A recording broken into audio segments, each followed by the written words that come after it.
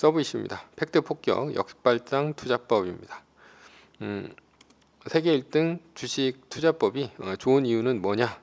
액티브 자금에서 패시브 자금, 즉 S&P 500 지수 등의 ETF 투자로 바뀌면서 패시브 자금의 1등주 비중이 늘어나서 수익률이 좋기 때문입니다. 그러니까 돈이 많이 들어가니까 1등주에도 이제 많이 들어가게 되는 것이죠. 그래서 수익률이 기계적으로 좋아지고 있기 때문입니다. 아무래도 이렇게 그 지수에 편입 못된 종목들은 잡주처럼 움직일 가능성이 굉장히 큽니다. 돈이 지속적으로 들어오지 않기 때문이죠.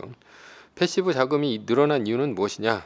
자금의 성격이 늙었기 때문입니다. 시간이 가면서 베이비 부머들이 많이 늘었고요. 이들은 안정적인 수익을 원하기 때문에 주로 지수 추종 투자를 합니다.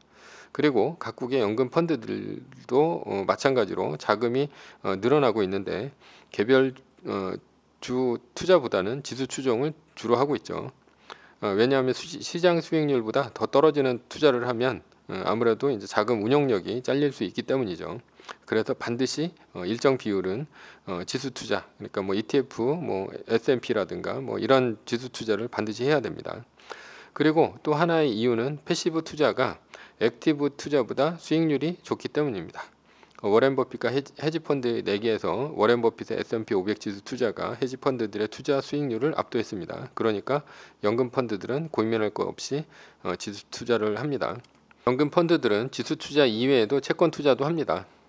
그러나 채권은 제로 금리로 가고 있으니까 채권 투자를 하면 수익률이 그다지 좋지 않습니다. 그래서 노르웨이 국부 펀드 같은 경우도 주식 대 채권의 비중을 예전에는 채권이 좀 컸으나 지금은 뭐 6대 4 정도로 주식을 훨씬 더 크게 갖고 가고 있고요. 뭐 심지어는 이제 7대 3 정도로 갖고 가고 있기도 합니다. 지수 투자 비중이 늘어나니까 세계 1등주의 비중은 더 커질 수밖에 없습니다. 지수는 시가총액 비율로 담아야 하기 때문에 1등주의 비율은 더 크게 늘어납니다. 그래서 양의 되먹임이 계속해서 되고 있다는 것이죠. 예. 미국 주식은 든든한 뒷배가 있습니다. 주가가 떨어지면 연준이 끌어올려줍니다. 그린스펀 때까지만 해도 안 그랬는데 버냉키 이후에 2008년도 금융위기가 터지면서 주가 떨어지면 연준이 벌벌 떠는 경향이 있습니다. 2008년도 금융위기를 겪으면서 주가가 박살이 나니 포워드 가이던스, 즉 미리 연준의 금리 정책 등을 알려주는 행위를 하면서 아주 시장한테 친절합니다. 그래서 뭐 베이비 스텝 이런 얘기가 나오고 있죠. 떨어지면 바로 즉각적으로 양적 완화, 제로 금리를 하면서 주가 떨어지는 것을 적극적으로 방어해 줍니다. 그러나 어디까지나 이것은 미국 주식 시장에 한해서입니다. 신흥국 시장이나 금, 원자재, 원유 이런 것 등에 대한 상품 투자는 연준이 방어를 해주지를 않죠. 떨어지건 말건 연준은 신경도 안 씁니다. 반대로 한국은행은 얼마 전에 주가 떨어지는데 금리 올리고 있죠.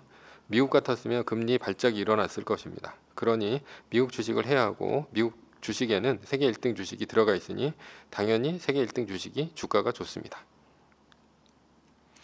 연준이 만들어낸 저금리는 주식 부동산 시장으로 들어갑니다. 자금 유입이 꾸준히 되니까 미국 주식은 변동성이 상대적으로 훨씬 작습니다. 그러나 한국 주식은 변동성이 어마어마하죠. 왜냐하면 자금이 꾸준히 들어오지 않기 때문입니다. 외국인들은 계속해서 돈을 빼고 있고 국내 이제 개미들이 사고 있는데 그런 상황이 지속적으로 펼쳐지게 되면 변동성이 커지게 되는 것이죠. 그러니까 외국인도 사고 그리고 내국인도 사고 그 다음에 펀드도 사고 이런 식으로 계속해서 사야지 꾸준히 조금씩 올라가게 되는데 그런 시장은 미국 주식 시장밖에 없다라는 것이죠. 그러니 한국 주식은 변동성이 굉장히 큽니다. 따라서 멘탈 약하면 한국 주식 갖고 버티기가 힘듭니다. 결국 이렇게 만든 저금리로 주식과 부동산 시장으로 자금이 몰리면서 결국은 버블을 만들어냅니다. 미국은 성장성이 있습니다. 미국은 전 세계 GDP의 30%를 차지하고 있으나 시가총액은 미국의 이제 주식 시가총액 자체는 50%가 넘습니다. 전 세계 시가총액의 자국 편향일 수도 있지만 그것은 성장주 유망주가 많아서일 수도 있습니다. 원래 가치주가 많으면 밸류에이션을 이제 안 쳐줍니다. 그래서 은행주 같은 경우는 PBR이 0.5 정도밖에 안 되죠. 성장이 없으니 이렇게 PBR이 낮은 것입니다. 반면에 미국은 혁신을 통해서 성장주 등을 이제 만들어내고 있으니까 당연히 퍼가 높고요. 그리고 돈은 가치주보다 성장주에 더 몰리니 전 세계 시가총액의 50%가 넘는 것입니다. 미국 주식이. 한국의 국민연금은 한국의 비중을 줄이고 미국의 비중을 늘리고 있어요. 한국의 국민연금도 팔아 제끼니까 한국 주식시장이 뛰어오를 일이 없습니다. 투자의 구루들은 얘기를 합니다. 포트폴리오를 분산해라. 해치 차원에서 얘기하는 것입니다. 어느 주식이 망할지 모르니 한 주식이라도 올라야 하니, 그러니까 해치 차원에서 여러 개의 주식으로 분산해야 합니다. 그러려면 기업들을 분석을 해야겠죠. 그래서 몰빵 투자는 위험하다 이렇게 얘기를 합니다. 그러나 저는 1등 투자에 몰빵치고 해지는 주식으로 하는 것이 아니라 리밸런싱과 말뚝박기로 하는 것이 낫다 이렇게 생각을 합니다.